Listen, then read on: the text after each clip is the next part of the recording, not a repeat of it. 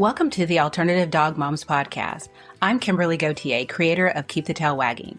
I've been blogging about raw feeding, pet wellness, and life as a crazy dog mom for more than 10 years. I've seen massive improvements in my dog's health since I began raising my dogs naturally, and I'm passionate about sharing my experience to help other pet parents. I'm Erin Scott from the Believe in Dog podcast. For more than 10 years, I've been researching and learning everything I can about healing cancer, allergies, autoimmune, and mystery illnesses in both my dogs and myself. And I can't wait to share with you everything I've learned in case it could help you too. As the Alternative Dog Moms, Kimberly and I are bringing you all the latest dog health news that we're following and the brilliant people we're meeting along the way. Now let's get started. Hello, Kimberly. Hello, Erin. So, I feel like we are on an epic stretch of guests these last couple weeks. Yeah, I think we're doing pretty good. Our guest today is somebody who I know has been on our bucket list for quite a while. And I know everybody has his book. I have his book. It's right here. And also another member of the Raw Pet Medics. We are so thrilled to have Dr. Conor Brady joining us today. Hello. Another member of the Raw Pet Medics. Have you had any of the other two? Nick, and we're going to reach out to Brandon. You've had Nick on before me, Kimberly. Yeah. What's the story? Hey, It was like 2 I was weeks trying ago. to schedule you, but Oh. you took January off. This is a joke. This is a terrible start. Okay, go on. We'll limp along from here. It was only like 2 weeks ago. So That makes me a little bit better. But yeah, no, thanks for having me, guys. I'm looking forward to it. This is a subject I just love talking about. Very confused and for some reason very emotional with people. They get very, they get very worried that they think you're throwing plants under the bus, and it's like no. But there is some nitty gritty we need to talk about. I think it's. I thought it was interesting. Wagged my tail anyway. I know that was like my favorite part of Feed Real is when you started talking about fiber and you said there was something better than plants. I was just like, oh, people are going to lose their minds. Yeah. People are going to lose their absolute minds. And then what's so funny is if you listen, it makes perfect sense because it's funny because I give my dogs rabbit feet and the cow ears and stuff from Feed Real all the time. It's just part of their diet. I mean, vegetables are part of their diet, but I mostly do vegetables for a nutritional benefit, not so much for fiber. And my dogs do very well about it. And it's not something that I've actually thought about until you did your presentation. Yeah, it definitely was a heated one because there's a lot of. I wasn't careful enough the first couple of times I delivered it because like I was a manufacturer once, so I understand what it's like to have products there and then somebody's saying the complete opposite to what you have been opposing for a while. So I get it. And so now when I deliver it, I'm very careful to even say at the very start, this is not throwing plants under the bus. And if your dog's doing great, that's fantastic. But there's a number of bits and pieces that people are definitely confused on with plant fiber. We've been sold a pup, as they say over here, about a number of things about plant fiber and what it does and doesn't do for us, and might there be a better way of doing it for a meat eater? So there's lots of juicy bits in here, I hope. So would you just take us back a little bit and just give us a little bit of like the origin story of how this became such a big part of your life, what to feed dogs? Yeah. Oh, I'm ready for that question. So you do one or two talks a year. I was doing 4 or 5 different topics a year. I was going bananas until Habib said, "What are you doing? Like, wrap it up once and have a nice one or two, and then get a bit of use out of it." So you have to listen to a couple of his points now and again. And so that was good advice. So the year beforehand, I was doing a talk on actually 2 years. It started 2 years ago. So first of all, I was talking about, pathogen. What is a pathogen? That always bothered me, that question. The vets are very quick everyone's very quick to say pathogen. E. coli is a pathogen. I'm like, word, E. coli is a pathogen? It's the first bacteria to colonize your baby's gut. And it's a facultative anaerobe, so it'll eat oxygen and it'll live in oxygen environments or non-oxygenated environments. The point is, that gets in there and it eats up all the oxygen, so all your other gut flora can take hold. E. coli has been used to fix dysentery for guys in the trenches back in 1917, and it's a probiotic in some countries. So it's what type of E. coli are we talking about? And pathogens pop up for a reason. If you don't want E. coli in your food chain, don't treat animals horrifically. Feed them normal food, graze them on grass, and they'll have 300 times less, up to thousands and thousands of times less. Instead we want to feed them grain and leftover baked products and rear them in CAFOs and stuff and slaughter them inhumanely. Yeah, you've got CAFO in your food chain. Or in the UK, they use 70% of the solid waste from their from their sewer works. 70% of the solid waste goes back onto the crops in the UK. It'll be the same in the US, and it'll be the same in Ireland. So you're wondering why so many UK and so many Brits get poisoned by carrots and lettuce and stuff. It's not just because it's been imported from strange countries. It happens with our own stuff because we're spreading poo in the fields. Now the vets oversee that, and that's okay. And then we wonder why there's pathogens in the food chain. So it's not pathogens. It's like, okay, hang on, maybe we shouldn't spread poo on our carrots and then eat them. It's stuff we've been learning for thousands of years. So the pathogen thing is like anything can be a pathogen. So the talk was anything can be a pathogen. Deer can be a pathogen if you just let them run riot in Yellowstone and don't have any wolves following them. If somebody was to look at planet Earth and look down on us and, see these tiny little creatures that are humans, who would they think was the pathogens on planet Earth? We take over, we poo everywhere, we kill all animals that are around us. Like, we're terrible. And so the pathogen is just it's the wrong amount of an organism in the wrong place at the wrong time, and it's always a reason. There's always a reason. Like, you've got a strep infection, or you've got they always talk about a bacterial infection. There's usually a good reason for it. Anyway, without bogging down the talk, it followed that if I wasn't quite sure what a pathogen was anymore, well then, what's a probiotic? If that's the baddie, what actually is a probiotic? And I started falling headlong into this yeast conversation. So that was last year, was my yeast stuff, and I'm totally obsessed with it. And it's like the other half of your biome. It's only about maybe 1% of your biome, actually, it turns out. But boom, actually, that company is unbelievable. You want to hear the nerds in that company. Not enough people know about them. I just fixed a nail fungus issue on my sister-in-law. She'd be delighted for people to say.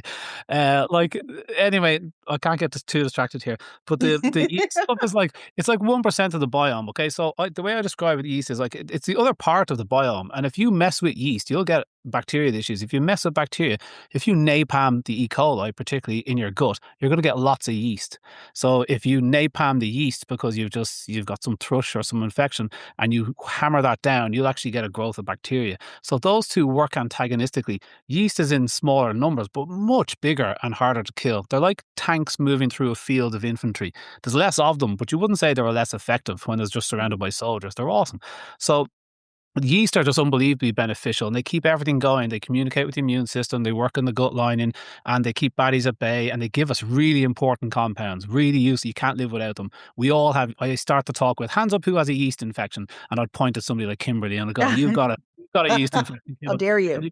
You pick out the few culprits in the audience that will get a laugh, and but if you didn't have them, you'd be dead. You need yeast. The problem is yeast is always followed by infection. You spend your youth trying to avoid yeast infections, but actually, we've all got them, thankfully. So there's a lot of different things when it comes to probiotics. That whole talk, the actual bacterial probiotic world has major questions, and now the long-term studies are showing long-term use of probiotics questionable. And I suspect we're going to look back on our probiotic use much like the way we're looking at antibiotics now, which is, we were a bit gung-ho. We're just moving life into a community of thousands of different creatures and bacteria and yeast and protozoan and viruses, and we're going, here's another 1,000 electricians. We need 10 plumbers. There's another 1,000 electricians. They're going to take root. And anyway, so the final bit of this was, okay, I don't know what a pathogen is. I don't know what a probiotic is. So bloody hell, what's a prebiotic? And so that's what led me in headfirst in a very long answer to your question as to, what are prebiotics in humans? We talk about plant fiber, and really a prebiotic is what feeds the bacteria. You throw out meat, you get wolves, and you throw out carrots, you get rabbits, but we're looking at a meat eater here. He's a very different setup to us. We have traded off a lot of our digestive capacity. We don't have such acidic guts.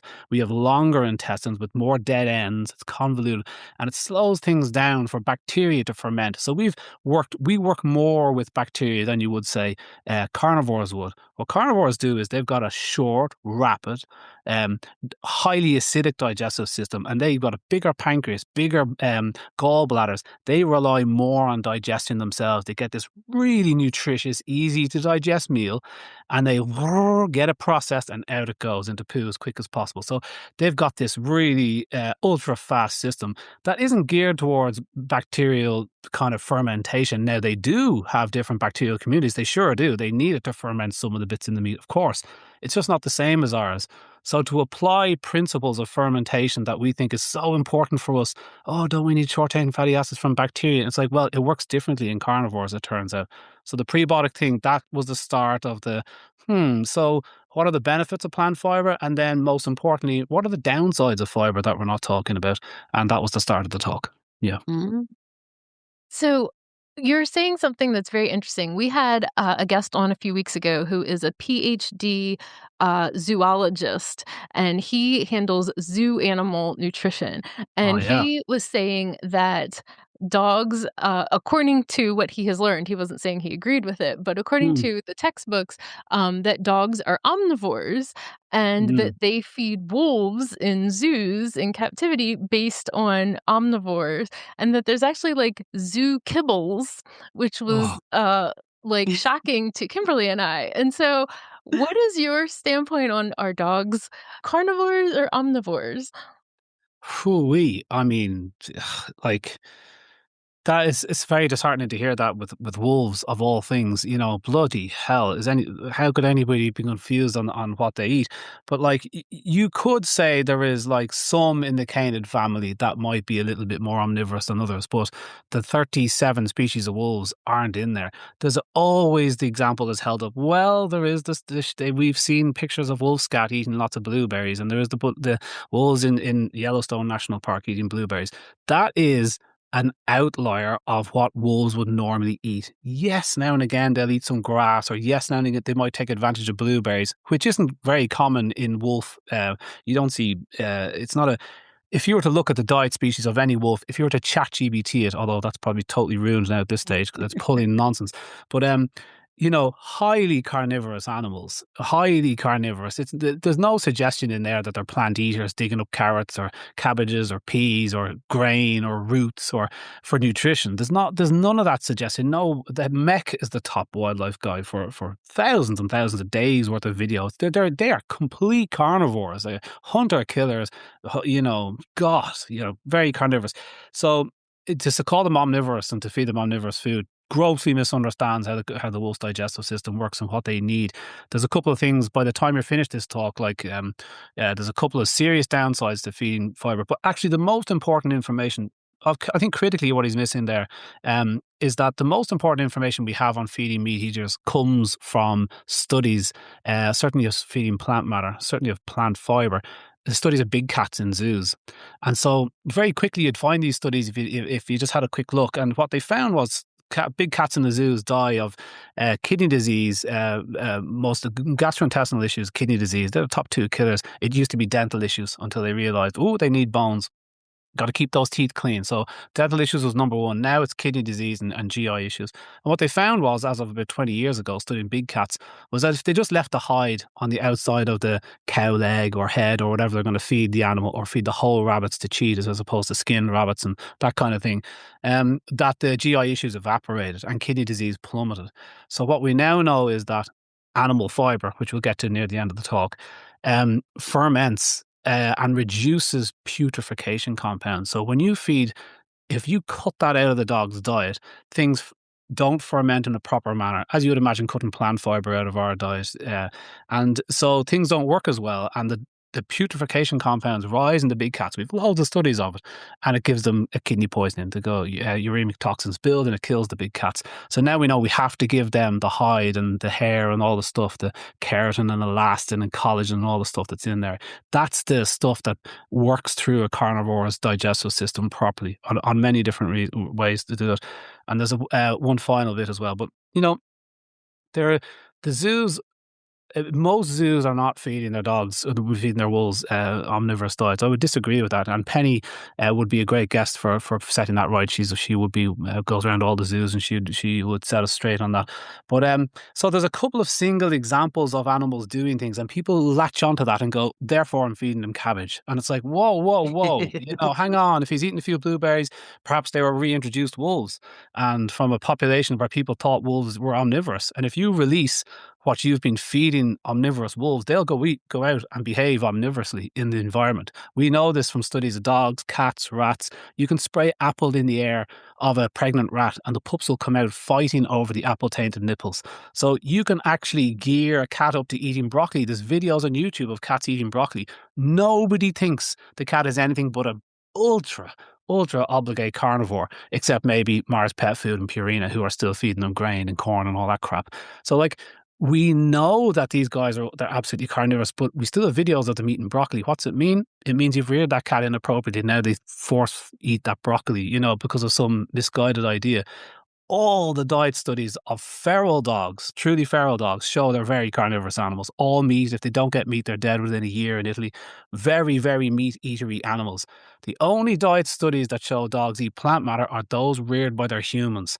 They're free roaming dogs, so they grow up in poorer communities because most of the more affluent communities have dog control laws and stuff. So you get, rural Zimbabwe and southern Italy and a couple of less well-to-do places where the dogs are free to roam on the dumps and they come back to their people at night time. But the families don't have spare meat around, so they give them porridge and sadza and plant leftovers and stuff that they have around. So yes, their diets are a bit higher in plant matter. India, a couple of studies from India, but that doesn't mean that is better for the dog at all. It's they're sustaining the dog, and it's this whole thing of live sustaining, or is he thriving, and all that kind of stuff. So yes, you can feed plant matter to dogs and all, but nobody's saying that's better. We don't have any evidence at all by feeding plant matter dogs were better or live longer. You've got a number of vegan influences coming in the pet food sector, and that is all coming from the whole climate stuff, and then that's coming into the pet food thing, and now we're going to sell you products, anything, whatever you'll buy, they'll sell you something, and that comes with a whole heap of nonsense, which is sadly percolating from veterinary industries, and so people will pick up on the facts in inverted commas that are coming from that industry, totally unsupported nonsense, and so plant matter is now absolutely fine to feed animals. And it's like, well, no, there's a number of downfalls of feeding plant fiber to dogs and cats, and we've got the studies to prove it.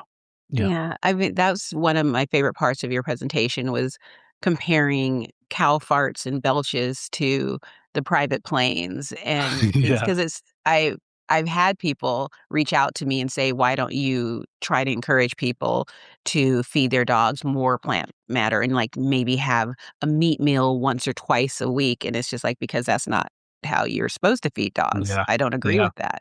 But that's Yeah. their excuse is they lean on the cows. And it's just sort of like, Yeah. what Yeah. about Hollywood and all the Yeah. celebrities that have not just one, but multiple private jets Yeah. Yeah. and Yeah. I our said, politicians? And I mean, yeah. I'm a little It's more or the traffic on the freeway. Yeah, yeah. Can we pick anything else, bar the one animal that built the soils so you could have those vegan crops in the first place? Are you seriously suggesting that monocrop agriculture that necessitates £1 billion of pesticides and herbicides destroys biodiversity, leaking into our water tables? You've got 60 crops left in the US. That's about 50 years worth of food, 50 years worth of crops. What are you going to do then? Where your soil is gone, the carbon is gone. Cows are what ruminants, buffalo built the whole bloody belt of soil that you rely on was built by ruminants over millions of years of nom nom nom poo, nom nom. They poo out 90% of what they're eating into the soil. Their hooves churn up the soil and mix the carbon in. That's what grows grasses and flowers and plants, and then the bees come and then the animals come, and that all relies on that system. And you are blaming her for farting now and again, which is carbon is a vital part of the atmosphere. Even Bill Gates has done a bloody U-turn on this. As I said in that thing, one flight by Bill Gates from one side of the US and back again is the same amount of cow farts as 80,000 cows. It's enough food for 100 days. So there's a there's so much in the whole cow thing that just strays into the whole climate thing that I just couldn't be bothered with. But it is the cows being blamed is it's always don't eat that, eat this. Bill Gates is the biggest private landowner. He grows arable crops, and he's heavily invested in ultra processed vegan processed food. Don't eat the beef burger made on the cow I can now see from my window. Don't eat those, Connor. Eat the plastic fantastic hell that has been manufactured in some country on the other side of the globe, flown to me in a plastic box that doesn't die even when I leave it out in the air. That's better for my kids. Give me a break, would you? Like it's preposterous, and people aren't picking it up anymore. You can see the sales of that stuff is now falling off, but it doesn't. It leaves a stain and it leaves a memory in people, and people get very hooked onto their ideas. And it's like, well, I did say this, and now I'm going to stick to it, Yeah. and it created a little bit of antagonism. And I got a bit of it after the talk, but that's probably the sign of a good talk. It gets people kind of engaging, Yeah. Yeah, Kimberly likes it when people have opinions and share that. I know, it's Yeah. exciting. I got a kick out of your article about the probiotics, and I wrote a response to it. Not a response to it, but I basically took your article and Julianne Lee's of Adored Beast article and gave my thoughts, because I felt like you guys were saying the same things, but just Oh from yeah. different places. Oh, cool. Good to see And, that. I sent that to my newsletter subscribers, and I woke up yesterday. I sent it Sunday. I woke up Monday to 4 or 5 responses from people.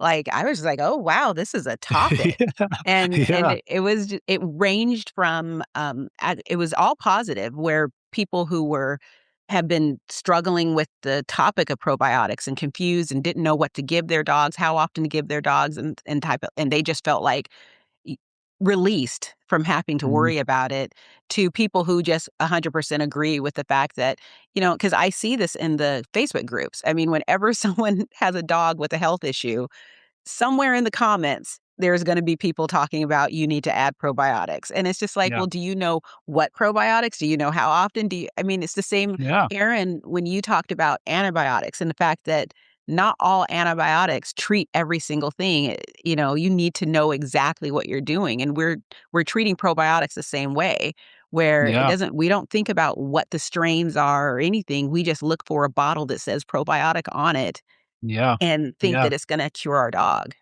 Yeah, that's it. It's like, gut health. Well, my dog's got a gut problem, and studies show when you give them this probiotic, their poos get better.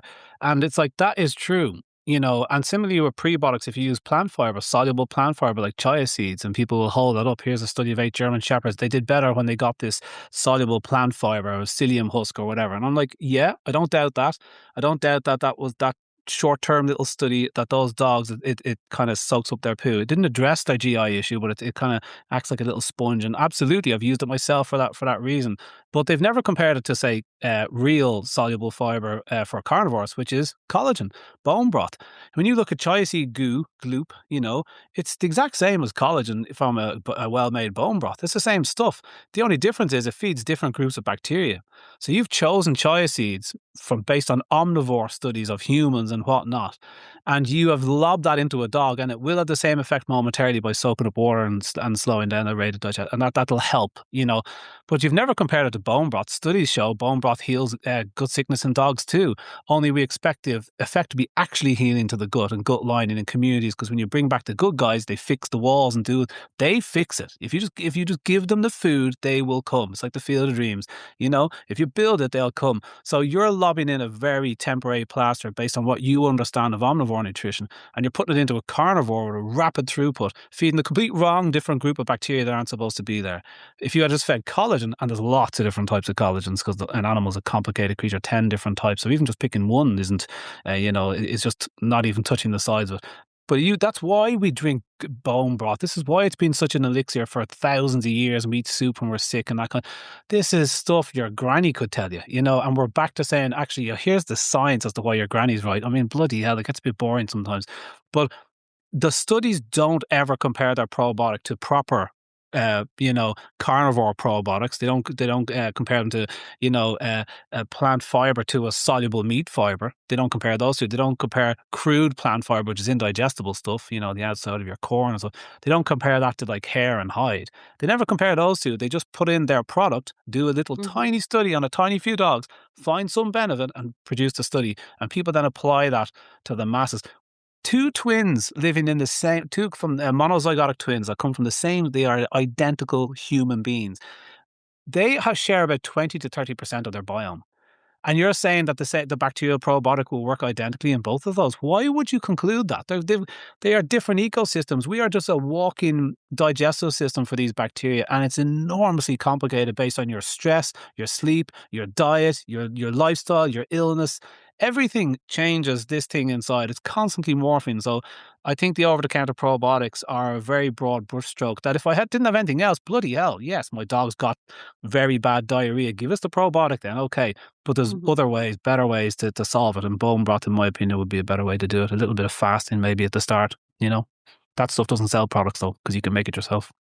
Yeah, there's that. And also it's like one thing that I think people forget is you still need to fix the underlying issue. I Right. mean, yeah, you can give them this, you know, quick fix. Like, if my dog is having diarrhea, I don't mind giving them some pureed pumpkin or something like that for temporary, but I clearly something's going on that wasn't Yeah. happening yesterday. If the diarrhea is going on for a few days, then I need to go back, look at their diet, look at what they've gotten into, look at all of this. It's not one little thing. And I think Yeah. that's what people don't seem to get. Yeah, that's it. IBD is complicated if you were to get that sort of a diagnosis, but any chronic gut issue.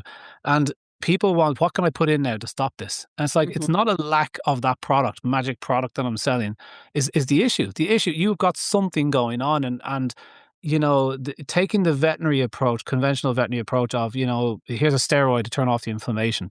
Here's like a antibiotic to kill the pathogen. It's like, no, you have a dis-ease in the gut environment for a reason. And you've got to find out what that is. And that takes time of talking to a holistic practitioner. That's where our bloody, excuse me, I'm away. That's why our consults go on so long, because you're talking to the person. It's only after 45 minutes you realize that person's got IBD, IBS, and you're kind of chatting to them about that. And it's a long process to get to the true cause of it and trying to get the dog back on track. Often the gut is ruined. I often say, your road has potholes in it. And you're coming to me saying, what car will work on this road? And I'll go, no car. I tried raw, it didn't work. And it's like, well, food definitely will work eventually when you get the potholes filled in. But until then, I'll sell you a Ferrari, but you'll be back next week and the wheels will be falling off and there'll be smoke hanging in the back of the car. It'll be like a clown's car. And you'll say the food didn't work, Connor. And I'll go, well, we have a ruined gut here that you have ruined over years. It takes time to put it back together again. And we have to be very careful how we tiptoe along. But, when you're in with a vet for 10 or 15 minutes, that sort of stuff you can't touch the sides of those issues. So you take various gut issues and various pain relief meds and antacids and stuff to, anti-vomit stuff. Can you imagine stopping the dog? Like, turn off all the smoke alarms with big sticks. And there we go. He's fine. And come back to me next week when he's got the next issue. So, yeah, the gut issues are far beyond what a probiotic can do. Oftentimes it's enough. Your dog has we all get a bit of a dicky tummy now and again. We fed him a bit of fish and it probably didn't work out, whatever. And you give a bit of some probiotics for a few days because we all forget after a few days. I don't think there's any harm in that. But it's the idea of companies now putting probiotics in their foods. There's a big study from China, really important, two big studies, same group. And what they did is they followed people after they took an antibiotic. So they did one group that didn't take the antibiotic, they did the group that took the antibiotic with nothing else, and they had a third group that took the antibiotic with probiotics, which is the advice I've been given up until last year. And the group that took the probiotics with the antibiotic did the worst. So the antibiotics with the probiotics, what happened was after 6 months of a long course of probiotics with the antibiotics and then stopping them, that the gut flora just shifted towards looking like the probiotic, but they didn't go back to normal. When you stopped and let the thing just regenerate, it did recover from the antibiotic. Now, a lot of antibiotics you don't recover from. You can actually pass along to your kids the harm of them. But in this case, the probiotics didn't help. And this is the first time someone thought to do a long-term study and goes, what happens if we, I used the example in the study there as Kimberly was relating to on the Substack. Every time we move a life form into a diseased environment, it goes bad. It's like we've got rats in Hawaii. Bring in some Asian mongoose. I mean, it's the most aggressive animal you could possibly bring in. Ate all the rats, or I imagine there might be a few rats left, but it also ate everything else. We some dope brought in starlings to Central Park because he wanted to see every bird in the Shakespeare manual, and then boom, starlings take over. And so, like, every single time we do it, and it doesn't matter if you're moving anything in, it can be plants, it can be water lilies, it can be done by professionals, it can be the dickheads releasing their massive pythons into the Floridian Everglades. It doesn't matter. Every time we do it, if the niche is diseased and not ready to go, it's going to cause problems. So it's the same with putting bacteria into things. They're going to, if you give them enough numbers and you keep on hitting them with the same probiotic, they'll eventually get hold, and then they'll grow in numbers. But they grow in a space and they outcompete what should have been there. And what should have been there was probably digesting certain things, giving you certain compounds, fixing your mood, fixing your gut lining, giving you nutrients. So those get less and less in numbers. So it's not so much that the resident probiotic is a major problem, although if that gets... Another study showed that if you give rats probiotics, lactobacillus, the most common probiotic, if you keep on giving that for more than 4 months, I think it was, you actually induce inflammatory markers in the rat because the lactobacillus starts to take over, and what was useful in small amounts becomes a hindrance in larger amounts. Who would have thought? So people giving their dog kefir every day is a way of inducing omnivore bacteria into the... Are you saying kefir is bad? No, guys. If my dog was gut sick, a little bit of kefir, thank God, great. Okay, I wish I had a different type, but I'll use it. But every day, or dry pet food, putting in 2 strains of lactobacillus for gut health, that needs thousands of different bacteria. That's not going to give you good health, not at all. It's going to they will grow and become the problem. Everyone's a problem in the wrong numbers. Yeah. Yeah, there's a lot. Were you thinking about Super Zoo? Yep, that's exactly what I was thinking of. We went to Super Zoo together a couple years ago, and there was a raw food brand, that a new one to us at least, that had a probiotic in their food. And they made the mistake of stopping. I mean, well, we stopped at their booth and they came to talk to us, and we were curious what made you decide to add probiotic, and we wanted to know what strain did you use, and are you concerned about what long-term negative benefits this could have on a dog, that, because they shouldn't just have probiotics in every single meal. And she disconnected, and it was like, like a robot that just starts Yeah. glitching. Probiotics are good for dogs. I was like, I know. Yeah, okay. Yeah. Yeah. And like people are saying, there's probiotics on all the food. Yeah, there is, in small numbers, in vastly different thousands on my sunnies and on everything. And there's an FMT. Yes, I get that, but we're not giving concentrated billions of units of CFUs every single meal, designed to get into the intestinal tract and grow in numbers. Like, it's just the wrong way of looking at it. It's like giving a little bit of antibiotics to the crowded chickens in a coop. Little bits of antibiotics is not working out for us constantly every day. That's what's got us into this problem. So, listen, and this is before we even talk about the downsides. There's 5 ones. I can touch on them as quick as I can, but they say one thing about giving plant fibers is for the nutrient benefits. That short chain fatty acids was a big one. So there's a gastroenterologist that was coming on, and he's all about humans, and he's all about the fact that carnivore fiber doesn't exist. And I think probably maybe a lot of people would probably agree with him. He was on the Diary of a CEO over here. I think Karen and Rodney were talking to him as well.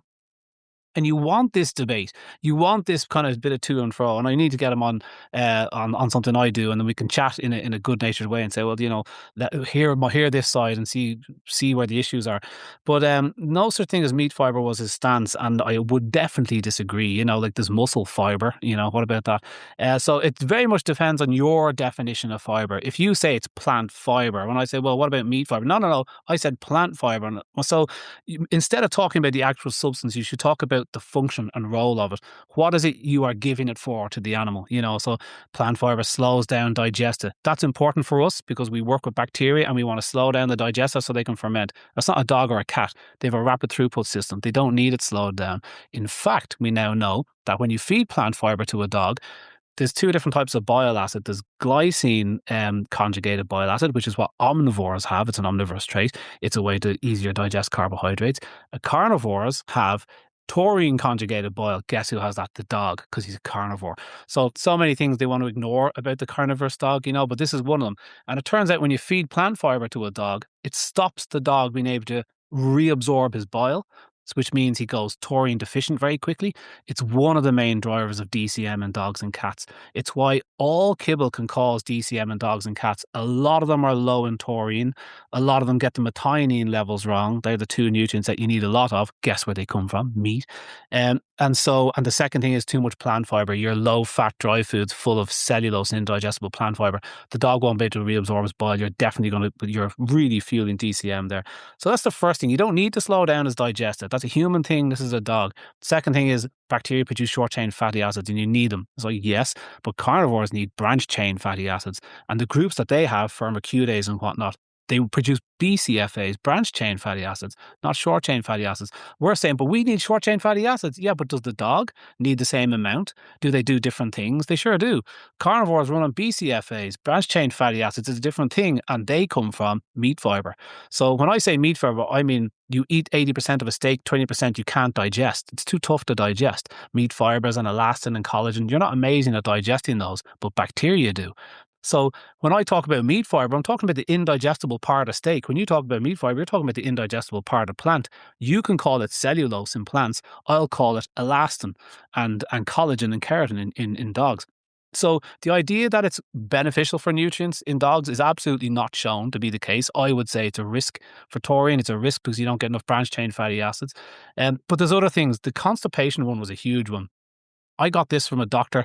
He's called Paul Mason. He's in Low Cal Down Under is the name of his YouTube channel. And he just said, this is what you believed about this is what you've got an automatic camera, Kimberly. You were really close there for a second. Like, whoa, that's a lot of Kimberly.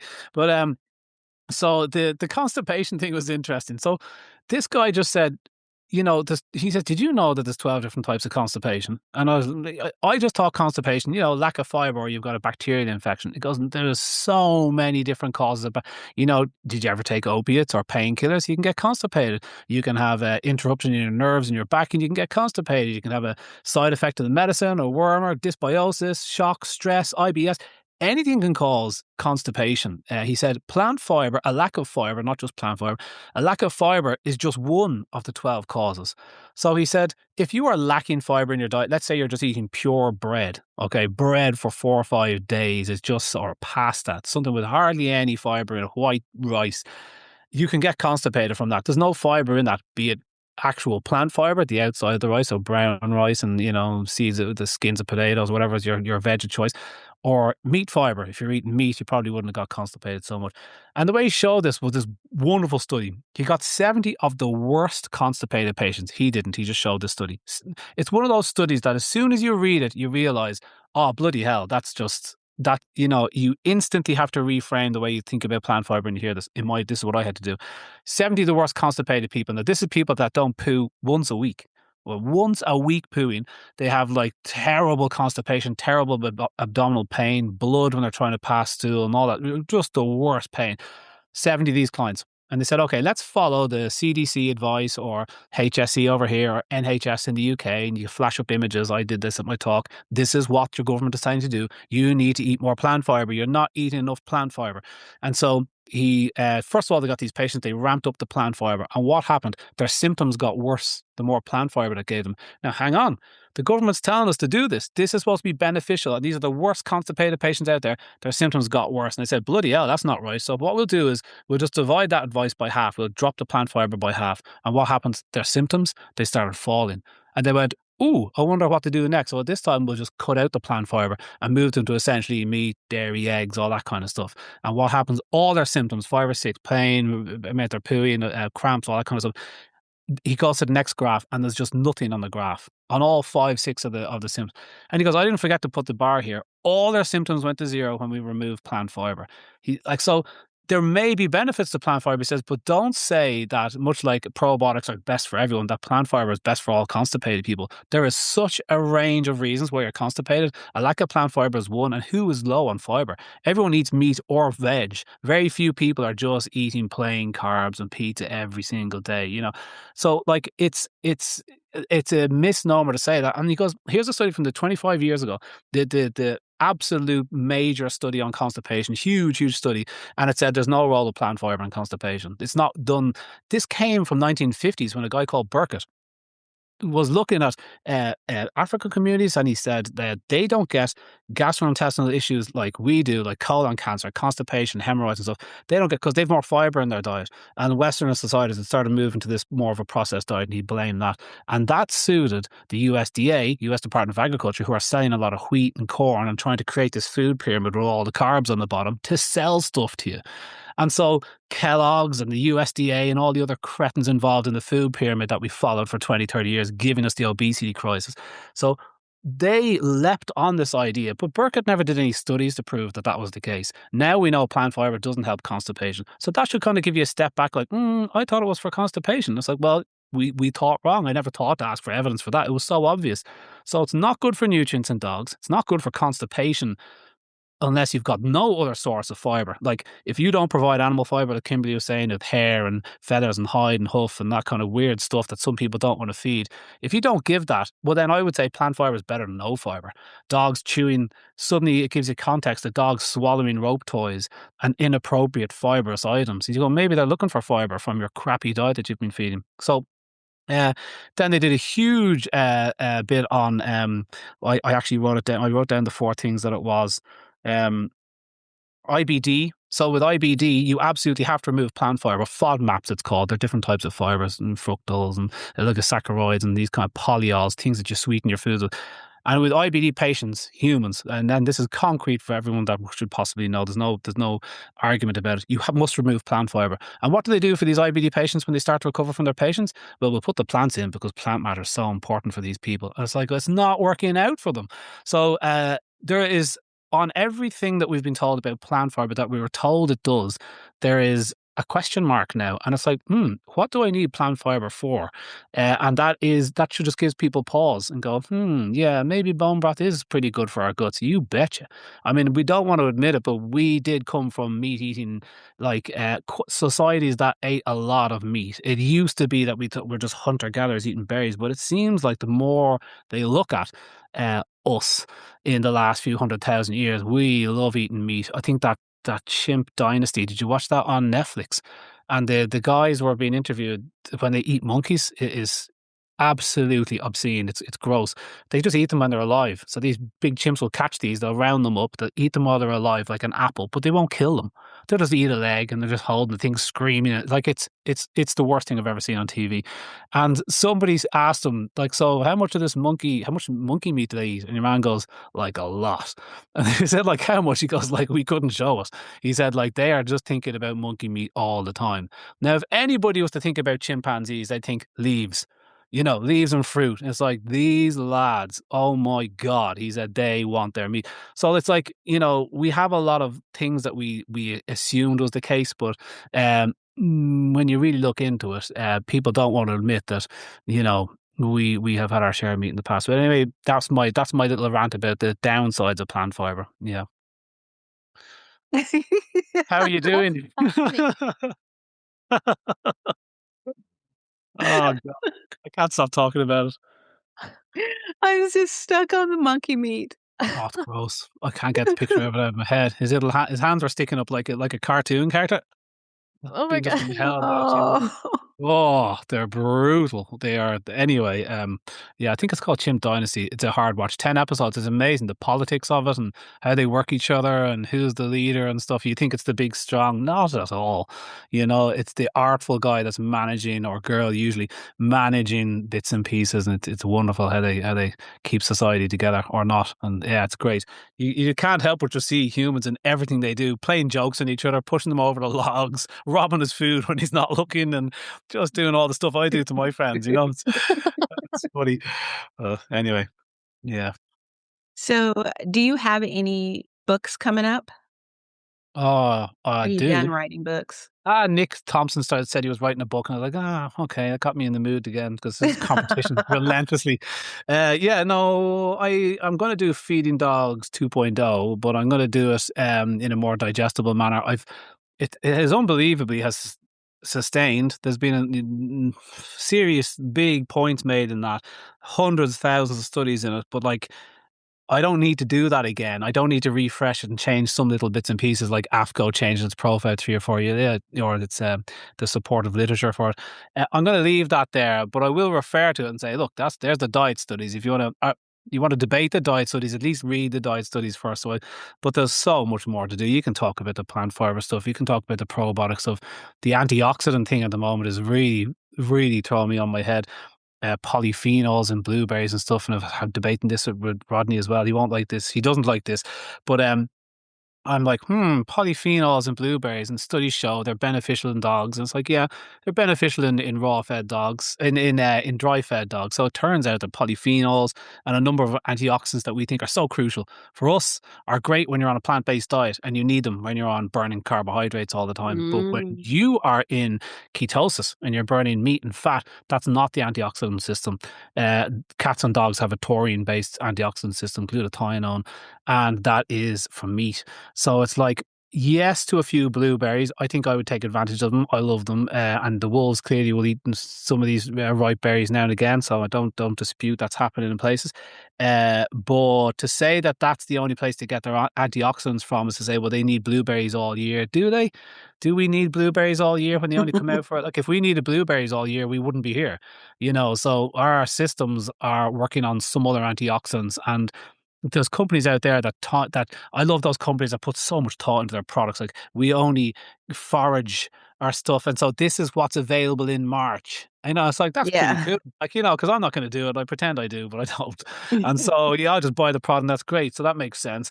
But like, do you need blueberries every single day? They're tasty. In fact, the only tasty blueberries are grown in greenhouses, and they're not healthy. They're not healthy fruit. They're one of the top, the dirty dozen. So Mm. wild blueberries, the healthy ones that aren't grown with all chemicals, they're gross. Have you tasted them? Like, they're just Yeah.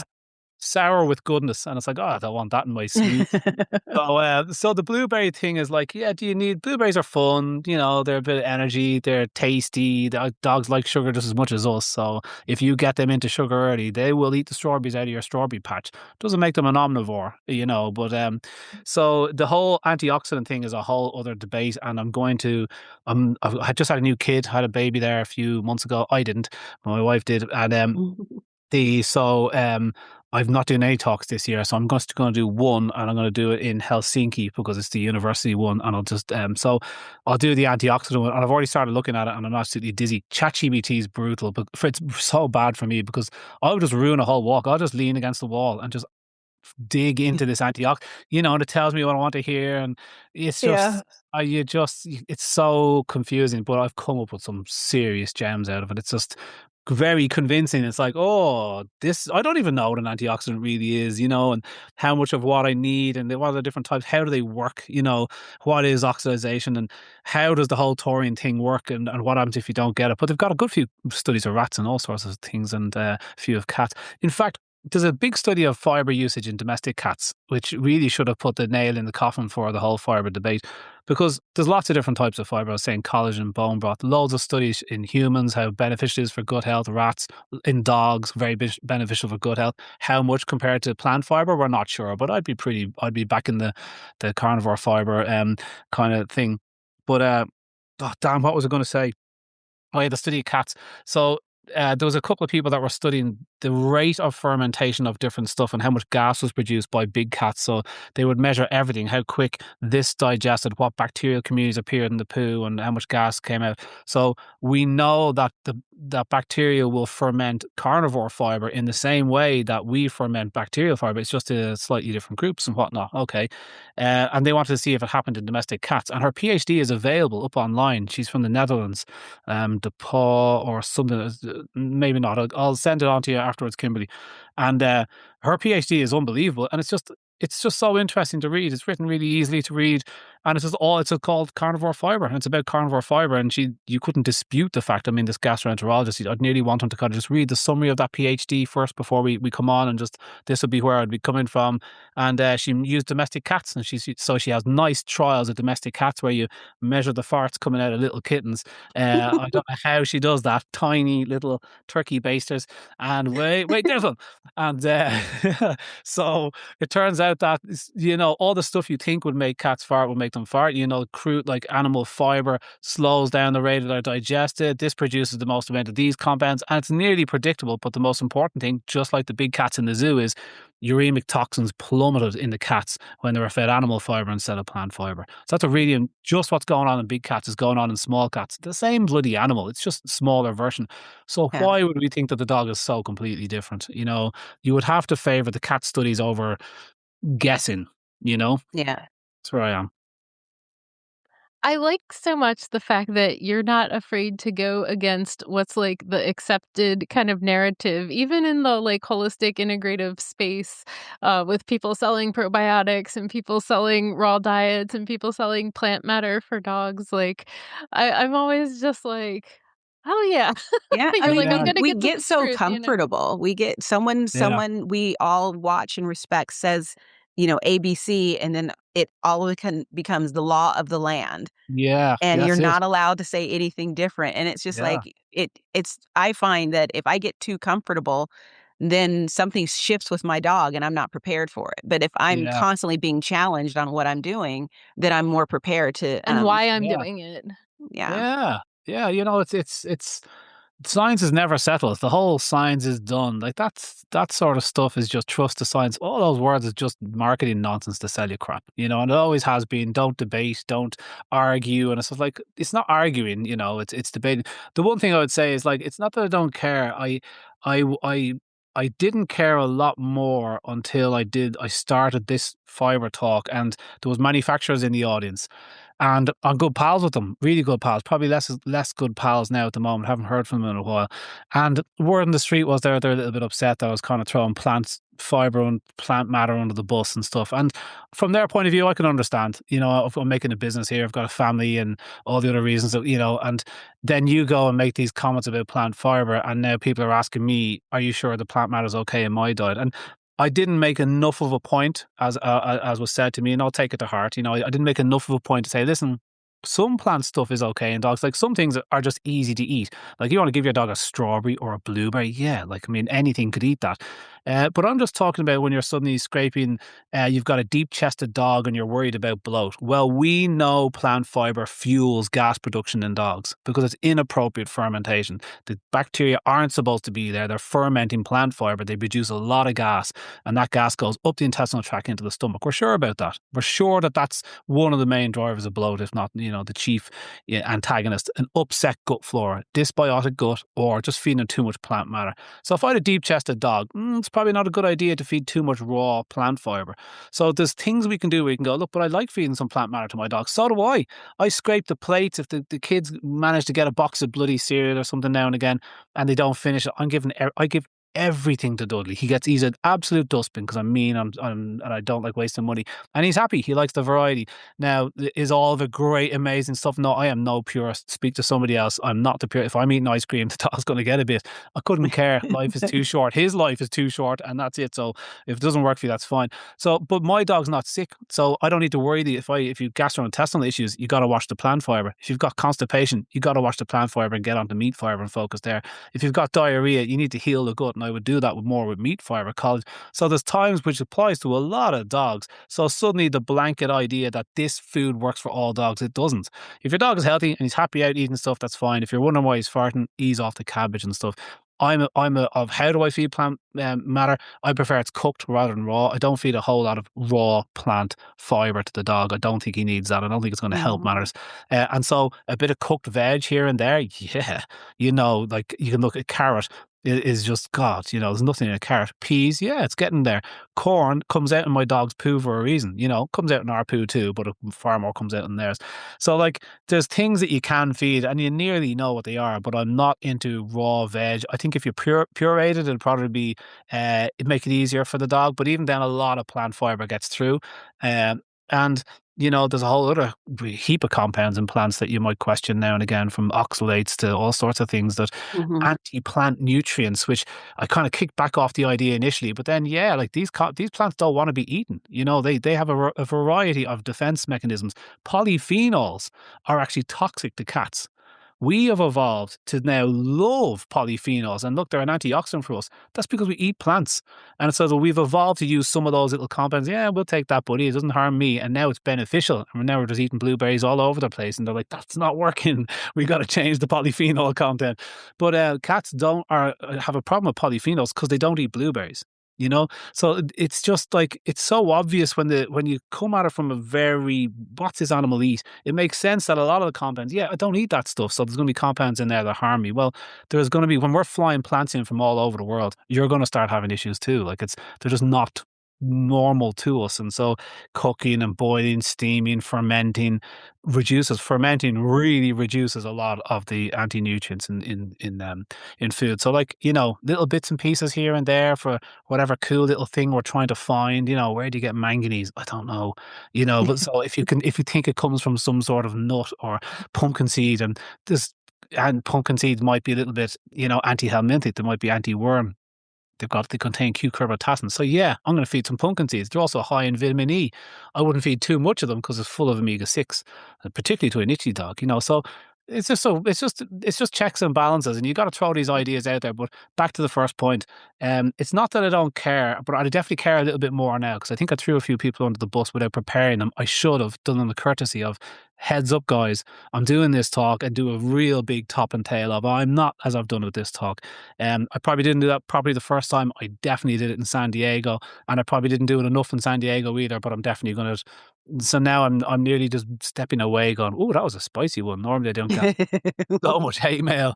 But anyway, yeah. I was Yeah. excited about it. It gave me something to think about. Yeah, that's the good stuff. You're not always going to get it right. And that's science. You move on. Sometimes you go, I was advising probiotics or antibiotics, and now I'm kind of, taking a step back. We all advise things, and then you step back and go, is my dietary advice the same as it was 10 years ago?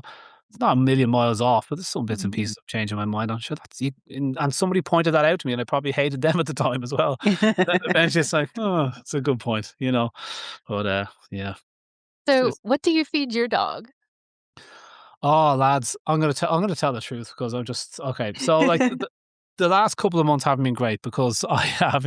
Is he going to say kibble? No, but it's not that I'm totally against kibble. I mean, listen, good quality kibble out there. Why not? Look, good quality cooked products. The pet food quality is coming up for sure. Everyone's looking down now on the cereal based pet food, and that's probably a good thing. But it is.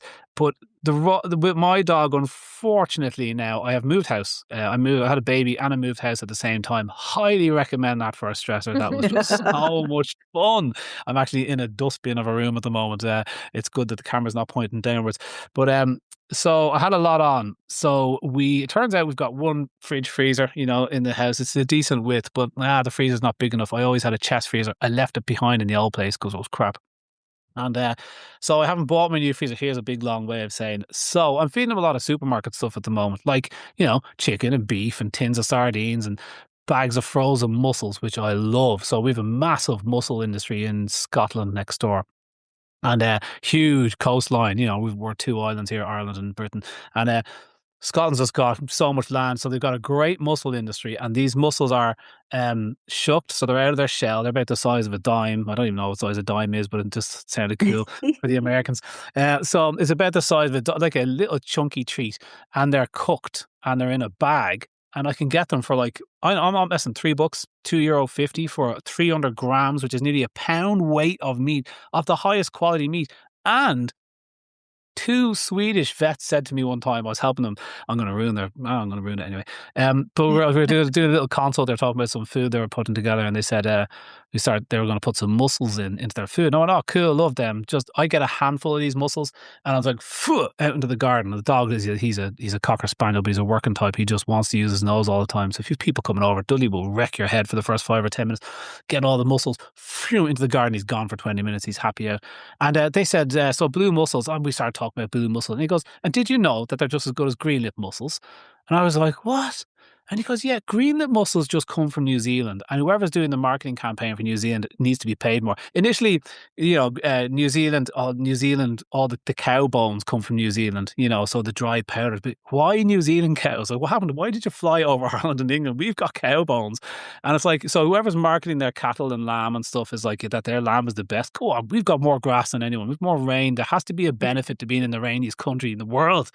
Um, and then they start telling you, oh, our Manuka honey's the best. Our Manuka honey's best. And then they started selling way more Manuka honey than they were making. Remember that? And that whole drama. And then you have to get a little factor of how much Manuka honey's in your Manuka honey because they started bullshitting us and just putting sugar and stuff into it.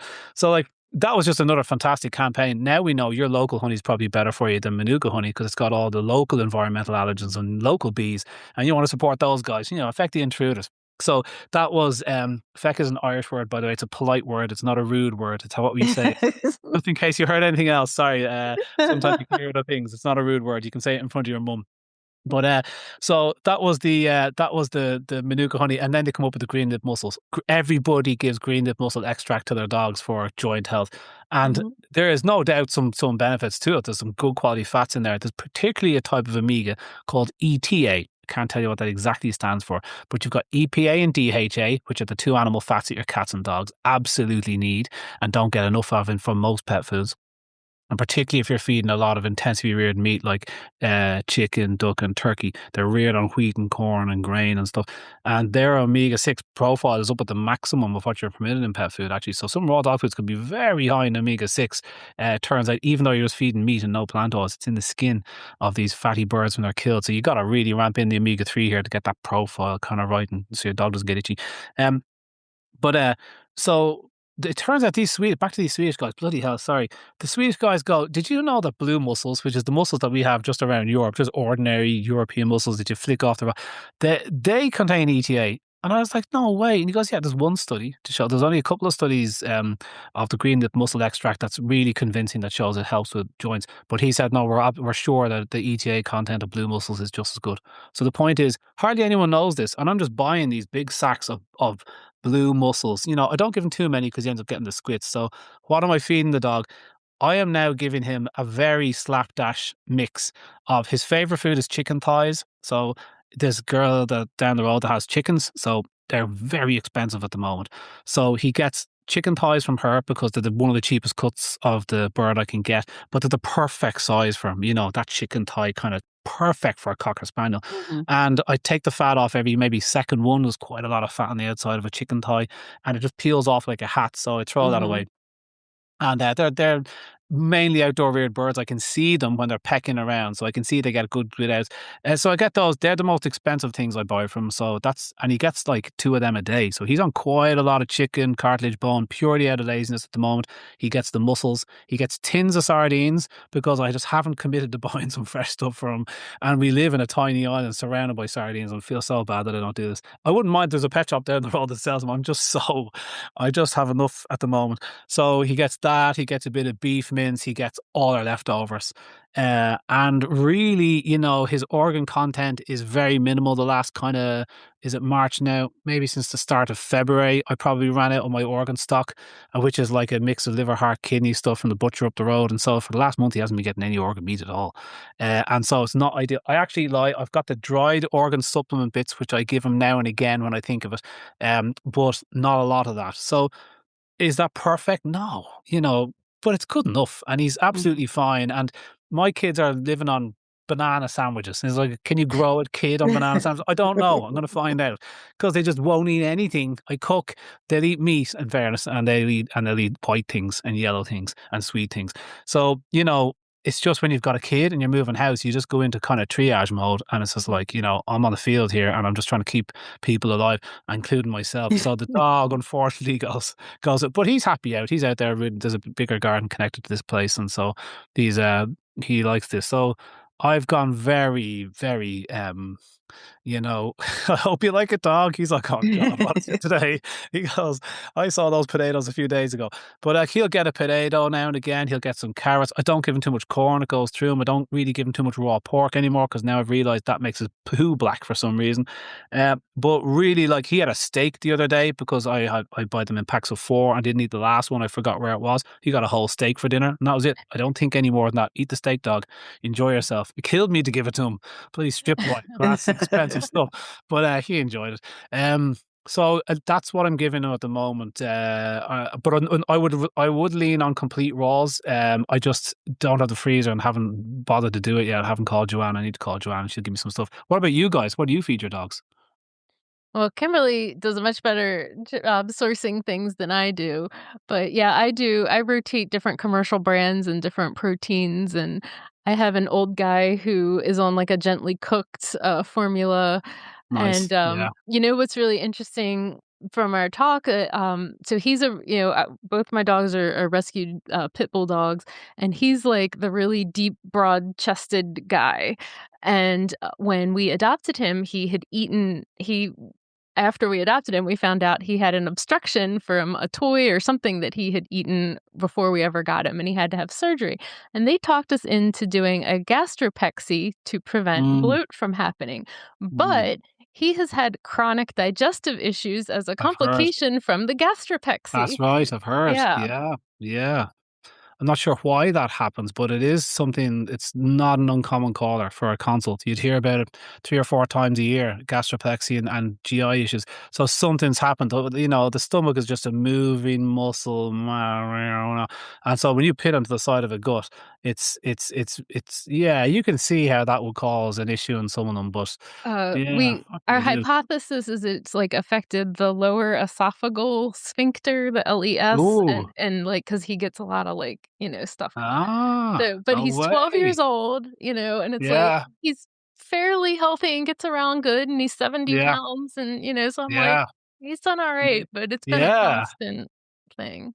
Yeah, and I feel like when there's something when you know it's a structural thing, you feel a little bit more disheartened that you're going to be able to fix it. When when I don't know what it is, I feel like I'm going to get on top of this. I'm going to find out what it is, but you're not going to change that now. And listen, if it stops, bloat is a terrifying thing. My friend's dog got it. Bloody hell! When you hear him talk about it, it's shocking, shocking. Yeah. Like the dog was in a terrible, terrible way.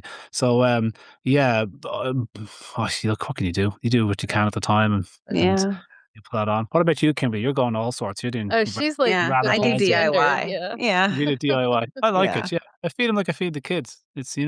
You get all sorts though, Kimberly. I just know that Yeah, you're a I'm DIY. in the best part of well, I'm sure there are other parts, but, where I live, we have a raw food co-op who goes around and gets stuff from local farms, and so we get you name it, I can get it. It's just a matter of how much do I wanna spend on it, because I Right. have a strict budget of how much I spend, but yeah, I'm happy to say that my freezer is currently filled. I have 2 Oh freezers. They're yeah. currently filled, um with Bit just food. I have one that's the complete freezer where everything is done, and then I yeah. have one that's like Nice.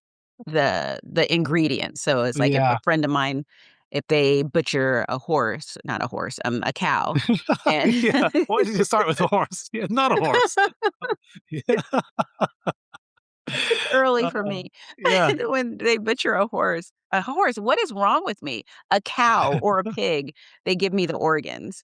And Yeah. so I have Lovely. oh my gosh, Johan is in the kitchen right now. I don't know if you guys can hear him, but Is he a he's dog or a making person? a lot of noise right now. But so I have a ton of like, liver, heart, kidney, tongue. I love beef Nice. tongue. Yeah, tongue's Um, great. but Pricey. yeah. Pricey cut. I can't get this tongue is a commodity over here. Very pricey. Yeah, Yeah. it's I have a friend where she has all of these things, and if she doesn't sell them, she'll call me and I'll come and pick them up. And I also, there's a lot of like homesteader groups. And so if someone has chicken feet or just chickens, or if someone's doing a freezer dump, as I take freezer Lovely. dumps and I turn that into dog treats, and Yeah. And so, yeah, I'm constantly. I think this is probably the 1 week that I'm not making dog food, so I'm pretty excited. Or dog Yeah, treats, but I'm usually have dog treats going or dog food. Something's yeah. going on. Yeah, do you know, it takes a bit of effort though. It's that relief of when you've made the stuff, and same thing. I would make my stuff in kind of large clip closed lunch boxes. So when I'm doing DIY for them, which when I'm prepared, I'm pulling bits from everywhere. I'm going to the butcher up the road, and I get bits and pieces, and it's. But the relief of actually having it made and in boxes, it's such a great feeling. It is like you've home cooked for yourself. God forbid I Yeah. should do that for the kids. And it's just having the stuff in the freezer and it's done for 2 or 3, and they are just that is awesome food there. And it's the same as cooking a meal for the family. You sit down, you eat it, and the kids are eating it, and it's like it's a great feeling that everyone's eating this good quality food. That was good quality veg I got from your man down the road, good quality meat. And it is everyone. You just feel better. It's just a little smug satisfaction of like I'm nailing that there. And there's nothing worse than when that freezer goes empty and you're me for the last few weeks, and I'm just so disorganized at the moment. And it's like when you don't have that, it's just fear every couple of days that I don't have on the kids. I just go eat whatever's in the fridge. It's fine. There's the food, and you just eat that. And if you don't like it, go hungry. This is a great advertisement for parenting, by the way. But it's but with the dogs, like. Yeah, having it made takes a little bit of work, and getting the bits and pieces takes a little bit of work. And so people shy away from the DIY. I think the complete raws are great. I wish the complete raws would put more animal fiber in. And I concluded the talk in San Diego with, look, shout out to manufacturers. Thanks for everything you do. Sorry for throwing you under the bus about the plant matter. And, it would be great if we took this in and said, look, hair and hide and feathers. And people are like, feathers? Could you imagine selling complete raw and there's feathers sticking out of it? Like, my wife would not tolerate that. She'd go, gross. This stuff is crap. And so, you're trying to slowly move the market away. So I think the first people to talk to are the nerds that fly into San Diego and Mhm. want to talk about this. So it starts with us, because we're the people that grow any sort of change, I believe, because the veterinary industry is never going to change. The pet food industry isn't going to change quickly. It only comes with us singing some sort of song, and then the people underneath going, yeah, I want a bit more hide. Where do I get hairy cow ears? Not everybody is shopping with Ruby, and so those bits and pieces are a bit gross to feed sometimes for people. A rabbit head is a bit intimidating. A whole little quail is intimidating, and so getting that stuff mixed up in the food is Erin's not a little quail feeder. It's their little feet. It's their little feet. I can't. Okay, They're so cute. I'll I do don't. feet, but I can't do heads. Oh yeah, heads are just great. Or fish heads with the eye poop. I was like, oh, it's rotten. Oh, gross. Salmon heads are a lot of work because they're so big and they're hard to cut. You have to hatchet them. Oh, I Brain. know. So like this stuff needs to be incorporated into the diet more, and manufacturers can make a lot of money out of this because hide and hair and in more indigestible bits and pieces, the outside of the cow's skin and that kind of stuff, like that is valuable meat. And they can save a little bit on the bottom line if they incorporate it into Mhm. their mix of it. The danger is they use too much of it, which is like using too much plant fiber. Too much indigestible fiber can cause issues in the dog too. So, but we want the manufacturers to come on side, but they're not going to leap in there first. I think Oh, we just got to promote people like Ruby and a few of those companies that produce whole prey, nose to tail animal bits, and we'll limp along that way for the moment. But I yeah. think meat on the bone, cartilage and stuff, I think that's a good start for fiber in the dog. That sort of roughage, even for dogs with bad poos, you just get some roughage into them, get some meat in the bone into them, and it very quickly shifts things around as long as that meat's okay for them. So that's a start. Yeah. Oh my gosh. Well, we are so grateful for your time today. This has been a blast. Yeah, I love it. I love it. Have me back. Have me back more times than you get Nick in. Is that photograph? Who's that photograph of behind you, Aaron? Is that a painting of you, or is that just a painting you liked? Who's the painting Oh, behind? Who's the man? it's just an art print, yeah. Okay, so it's not a print. Okay, it's not you holding somebody. Okay, that's great. So yeah, look, what's next? Who's on next, guys? Who are you getting on next? Billy, Have you I got? think Billy Billy. Hookman. Oh, listen, tell Billy I'm so sorry about the planned conversation that he heard. I hope, I hope he doesn't hate me. I love Billy so much. I'm Billy's biggest fan. You can tell him that. I love Billy Hokeman. So Okay. yeah, enjoy that. So there's another side of the probiotic talk. You know what I mean? And there's a guy that's well able to do it. If you said a contrary opinion to Billy, he's not going to take it personally. He's going to go, interesting, okay, and then he's going to Yeah, give another point, and that's exactly. Let me tell that's you why what you you're wrong. want. Yeah. Yeah, yeah, that I'm telling you, yeah, but that's what you want. He's well able to, and he delivers it nicely, and that's what you want. You want two or three people chatting to each other in a little bit. Oh, I don't know, Billy. But if somebody he knows more about that end of things than anybody, so good person to have on after me. Interesting bit of balance. That'll be very good. Yeah. Must listen in. Was not That's cool. intentional, but is very, yeah, Yeah, appropriate. yeah, absolutely, absolutely. Yeah, no, he's a good guy. Yeah, good products as well. I love that. In fact, his fermented soil probiotic is savage. Have you seen that? It's great. I mean, savage. Yeah. Oh, that so like that's cool because now you're talking about a big range of all the bacteria that were there and the yeast. So people always say bacteria probiotic, but what about the yeast as well? So that dogs are it's called geophagy when they eat soil, coprophagy when they eat poo, and xylophagy when they eat grass. Fancy words for. But soil eating is a real thing. Lots of societies do it. Lots of pregnant people do it. So there is stuff in soil that we don't even understand, from the humic fulvic acid stuff and from the bacteria side of things and the carbon content of it. And there is so much going on. We don't even know why dogs and cats do it, but if they've got GI issues, they will. That's a probiotic I like. So there you go. There's one of the over-the-counter probiotics I do like. I'm not just saying that because he's on next, but I do tell him I promoted the product in case he gets cross about something. Yeah. Anyway. Well, thank you so much. No problem. No problem, guys. It was a pleasure. Absolutely. I'll see you all down the road.